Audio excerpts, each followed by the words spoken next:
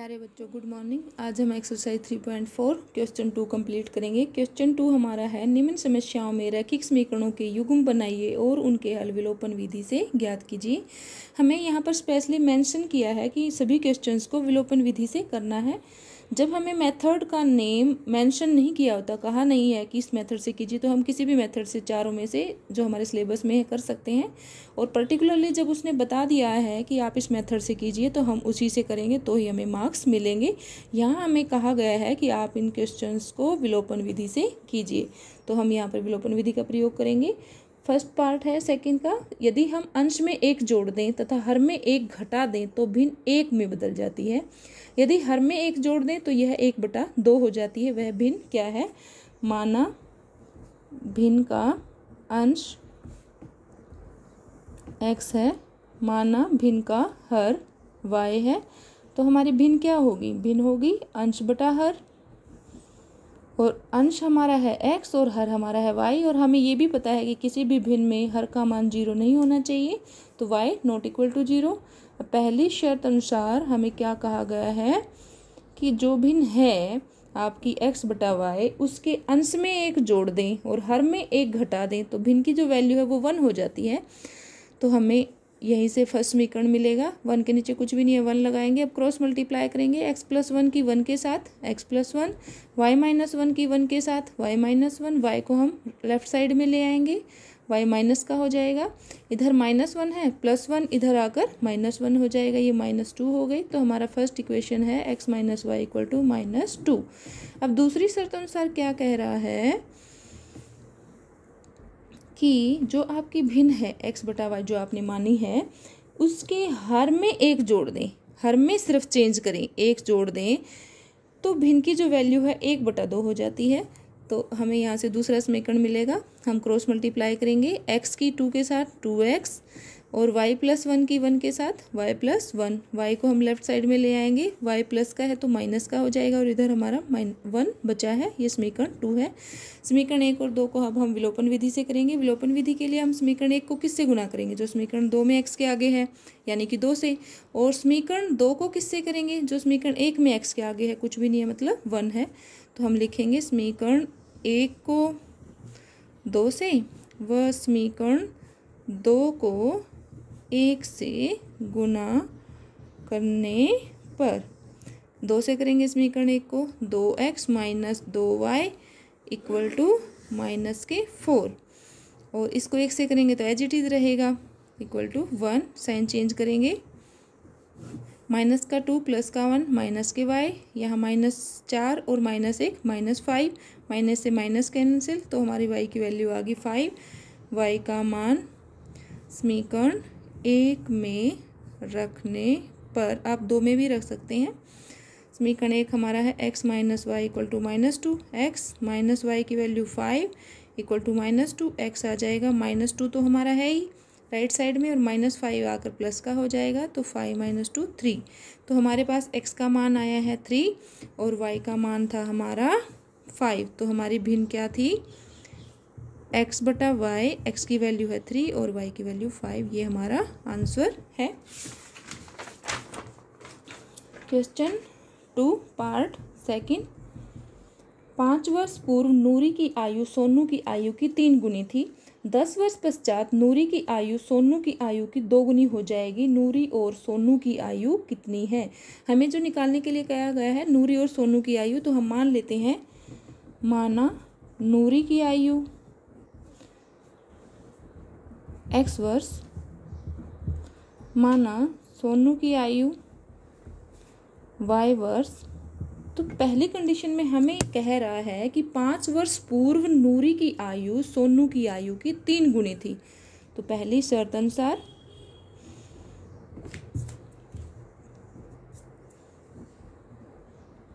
ये हमें कहता है 5 वर्ष पूर्व। तो अगर आज माना नूरी की वर्तमान आयु और माना सोनू की वर्तमान आयु, तो पहली शर्त अनुसार ये कह रहा है कि 5 वर्ष पूर्व की बात कर रहा है, तो 5 साल एज कम होगी। तो आज वर्तमान में ये x वर्ष की है, तो 5 साल पहले x - 1 और सोनू भी 5 साल पहले कितने का होगा, y-5। तो इनकी एज में 5 साल पहले क्या रिलेशन था कि नूरी की आयु x-5, सोनू की आयु जो है y-5 इसकी 3 गुनी है। तो इक्वल करने के लिए हम क्या करेंगे, इसको 3 से गुणा कर देंगे।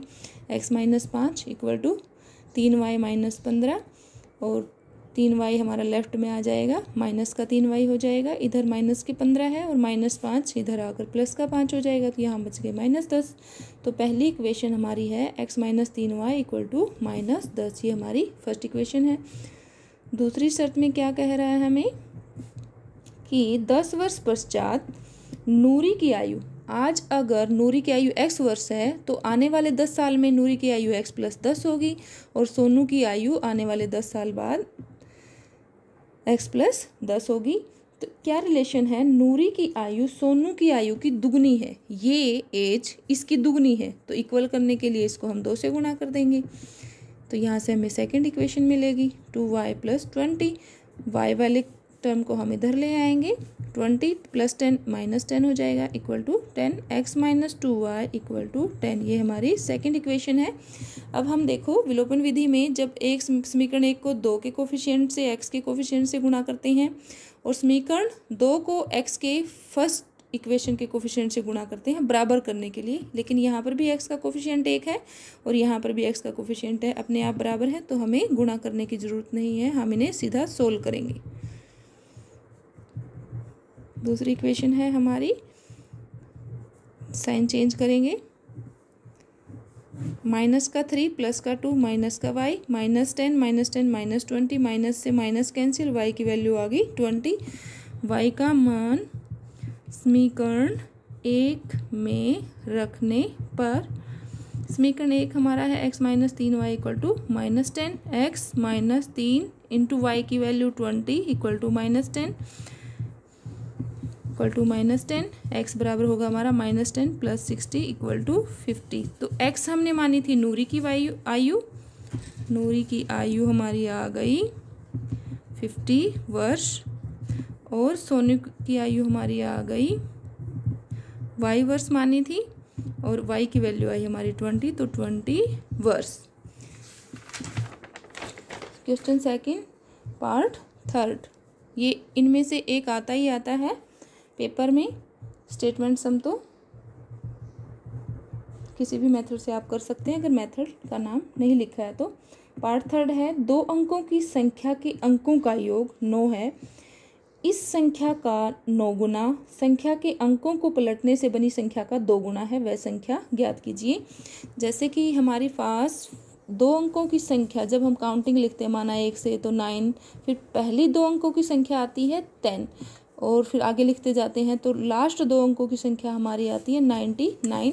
तो माना कि आपके पास 35 है, तो 35 संख्या कैसे बनी, इकाई का अंक प्लस में दहाई वाले को 10 से गुणा करने पर, यानी कि 30 + 5 35 होगा। तो इसी तरह हमें कहा गया है कि हमें 2 अंकों की एक संख्या है, उसके अंकों का योग 9 है। माना इकाई का अंक हम मानते हैं, माना संख्या का इकाई का अंक x है, माना संख्या का दहाई का अंक y है, तो हमारी संख्या क्या होगी, इकाई का अंक एज इट इज प्लस दहाई वाले को 10 से गुणा करेंगे तो हमारी संख्या आ जाएगी। तो ये होगी 10y + x, या हम इसको लिख सकते हैं x + 10y हमारी संख्या होगी। अब ये क्या कह रहा है कि 2 अंकों की संख्या के अंकों का योग, इकाई का अंक x है और दहाई का अंक y है, तो पहली कंडीशन में ये कह रहा है हमें कि संख्या के अंकों का योग x + y इक्वल टू 9, ये हमारी फर्स्ट इक्वेशन है। और सेकंड कंडीशन के अकॉर्डिंग, शर्त के अनुसार, दूसरी शर्त के अनुसार ये हमें कह रहा है कि इस संख्या का 9 गुना, इस संख्या का, संख्या हमारी क्या है x + 10y, इस संख्या का 9 गुना संख्या के अंकों को पलटने से बनी संख्या, संख्या के अंकों को पलट दे, यानी कि इसमें इकाई की जगह दहाई कर दे, दहाई की जगह इकाई, x की जगह y कर दें और y की जगह x, तो अंकों से पलटने से बनी संख्या का 2 गुना है। जो दी गई संख्या थी उसका 9 गुना, अंकों को पलटने से संख्या जो बनी उसके 2 गुणे के बराबर है। तो यहाँ से हमारी सेकंड इक्वेशन आएगी 9x + 90y = 2y + 20x।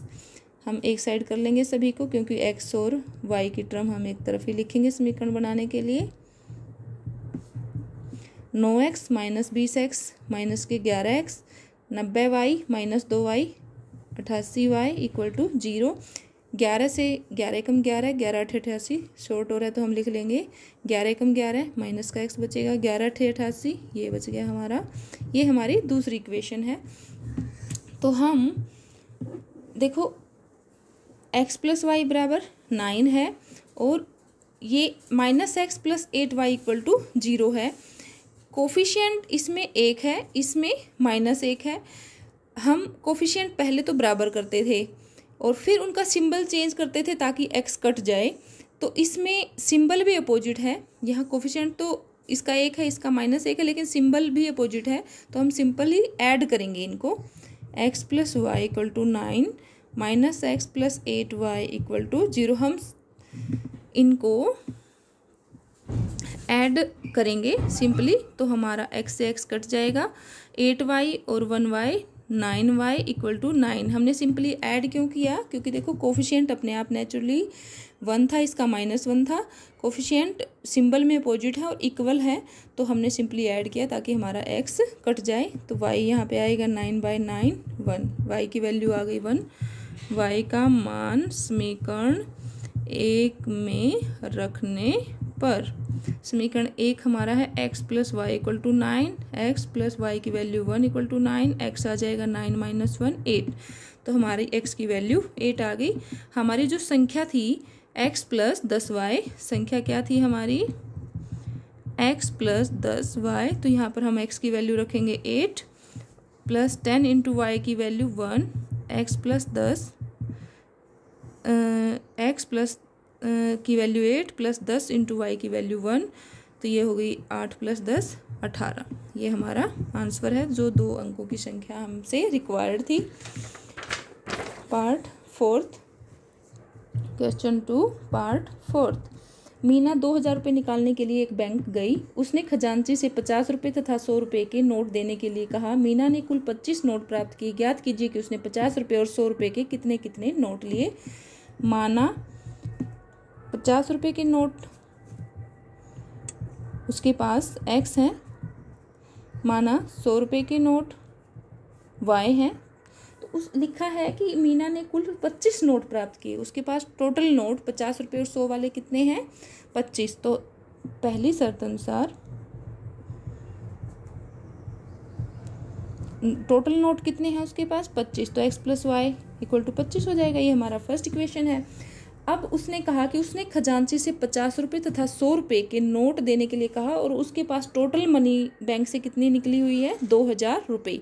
तो एक बंदे के पास मान लिया 100 रुपये के 7 नोट हैं, तो टोटल मनी कितनी होगी? 100 × 7 700। इसी तरह अगर 50 रुपये के मैं कहूँ किसी बंदे के पास 6 नोट हैं, तो 50 × 6 उसके पास टोटल रुपीज़ 300 होंगे। तो इसी तरह दूसरी शर्त में उसने बताया है कि 50 रुपये तथा 100 रुपये के नोट उसने निकाले, लेकिन टोटल मनी उसकी निकली हुई 2000 है। तो 50 रुपये के उसने x निकाले हैं, तो टोटल मनी 50 रुपयों से हो जाएगी 50x, और 100 रुपये के y नोट हैं तो टोटल मनी हो जाएगी 100y। तो ये टोटल मनी उसकी जो है, टोटल 50 रुपये और 100 रुपये वाले नोट मिलाकर 2000 रुपये। अब हम इनको देखो 50 से सभी टर्म्स डिवाइड हो रही हैं, तो x + 2y = 40। ये हमारी सेकंड इक्वेशन है। अब हम इक्वेशन फर्स्ट को सेकंड को विलोपन विधि से करेंगे। यहाँ पर भी x का कोफिशिएंट 1 है, यहाँ पर भी x का कोफिशिएंट 1 है, तो हमें समीकरण 1 और 2 को किसी भी नंबर से मल्टीप्लाई करने की ज़रूरत नहीं है। तो हम सिंपली इक्वेशन 1 को 2 को सोल्व करेंगे। इक्वेशन हमारी है x + y = 25, x + 2y = 40। Symbol change करेंगे, प्लस का y माइनस के 2y माइनस के y माइनस के 40 प्लस के 25 माइनस के 15, तो y से y minus Y equal to -15 था, माइनस से माइनस कैंसिल, y की वैल्यू आ गई हमारी 15। अब हम क्या करेंगे, y का मान समीकरण 1 में रखेंगे। x plus Y equal to 25 था, x प्लस वाई की value 15 equal to 25, x equal to 25 minus 15 10। तो हमारे पास x जो माना था हमने 50 रुपये के नोटों की संख्या थी, तो 50 रुपये के नोट कितने आ गए, नोटों की संख्या हमारे पास 10 है, और 100 रुपये के नोटों की संख्या कितनी आ गई हमारी, जो y का मान था 15। ये हमारा क्वेश्चन 2 फोर्थ पार्ट है। अगर हम करेंगे क्वेश्चन 2 फिफ्थ पार्ट। क्वेश्चन 2 हमारा फिफ्थ पार्ट है। किराए पर पुस्तकें देने वाले किसी पुस्तकालय का प्रथम 3 दिनों का एक नियत किराया है तथा उसके बाद प्रत्येक अतिरिक्त दिन का अलग किराया है। सरिता ने 7 दिनों तक एक पुस्तक रखने के लिए 27 रुपये अदा किए, जबकि सुसी ने एक पुस्तक 5 दिनों तक रखने के लिए 21 रुपये अदा किए। नियत किराया तथा प्रत्येक अतिरिक्त दिन का किराया ज्ञात कीजिए। हमें इस क्वेश्चन में कहा है कि प्रथम 3 दिनों का किराया जो है नियत है, यानी कि फिक्स है, तो हम मान लेते हैं, माना पहले 3 दिन का नियत किराया x रुपये है, प्रत्येक अतिरिक्त दिन का किराया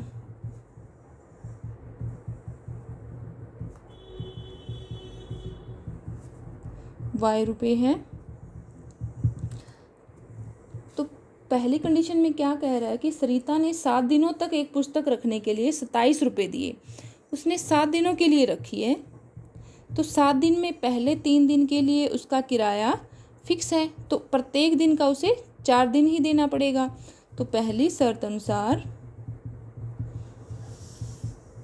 जो पहले 3 दिन का फिक्स था वो हमने x माना है, और बच गए 4 दिन हमारे, तो 1 दिन का y है, तो 4 दिन का 4y, टोटल उसने दिए हैं 27 रुपये। ये हमारी फर्स्ट इक्वेशन हो गई। दूसरी शर्त अनुसार जब सुसी ने एक पुस्तक 5 दिनों तक रखी तो उसे 21 रुपये देने पड़े। 5 दिन हैं टोटल, 5 दिन में से 3 दिन का तो फिक्स है, बच गए हमारे जो डेली के हमें पे करना पड़ेगा 2 दिन, तो हम लिखेंगे 3 दिन का तो उसे x ही पे करना है, तो x प्लस 1 दिन का y है, तो 2 दिन यहाँ बचे, उसे 2 दिन पे करना है, तो 2y इक्वल टू 21। ये हमारी सेकंड इक्वेशन है। इक्वेशन 1 और 2 को हम विलोपन विधि से करेंगे।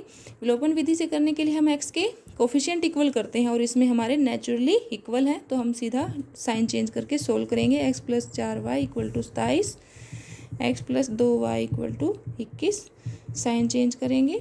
4y minus 2y 2y, 27 minus 21 6, y हमारा आ जाएगा 6/2 शॉर्ट होकर 3।